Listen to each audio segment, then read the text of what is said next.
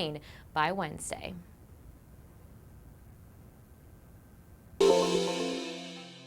The holiday season can be one of the busiest times of the year for nonprofits, and that includes the Salvation Army's Red Kettle Campaign. That fundraiser is already underway, but even with new incentives, the group still needs more volunteers. Our Blessing Iwichukwu shows us why.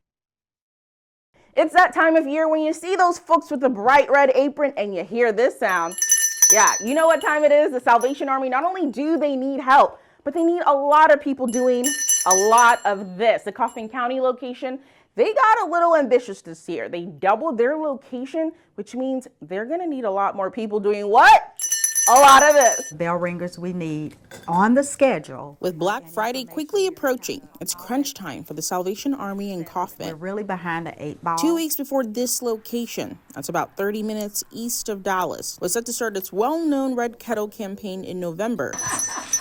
They were notified they didn't have the volunteers in place this year. Typically we do by this time. I'm not really sure why we don't today have more people signed up than we do. Charlinda Bedford covers 5 Texas regions for the Salvation Army, from Borger in the Texas Panhandle to here in Kaufman in North Texas. She says all the small locations in the rural areas are feeling the push to get more volunteers. Things have changed, and we need more support. Brenda Smith oversees this location. For nearly a decade, Kaufman County Salvation Army had volunteers staffed at 2 Walmarts during the Red Kettle campaign. This year, they expanded to 4 due to what they say is an unmet need. One of the things that we really noticed in Kaufman County is the lack of assistance for rent and mortgage.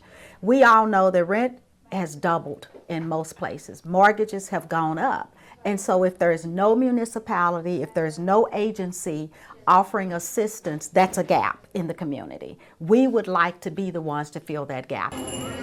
For the neighbors down south in San Antonio, Bell Ringers started early this month and spanned more than 100 locations across the Alamo City. The way the calendar was structured this year, Thanksgiving actually falls later in the month than it normally does. Also, the last couple of years, there's been like a shortfall and, fundraising numbers. That's not the only decline being seen at San Antonio's Salvation Army. This location has paid bell ringers as well as unpaid volunteers, but even the $11 an hour incentive hasn't been enticing potential employees. Paid bell ringers, I think in the last year or two, those numbers have gone down slightly. Really? For an unknown reason. I don't know why. Even though we've tried to raise that price through the years, there's still higher needs that, it's hard to meet. So it's always it's a constant battle. Amen. The Red Kettle campaign is Monday through Saturday and ends on Christmas Eve. It's register to ring. In Kaufman, Blessing Iwichukwu, Spectrum News. Basically. So you have copies for everybody? Okay, good. Thank you.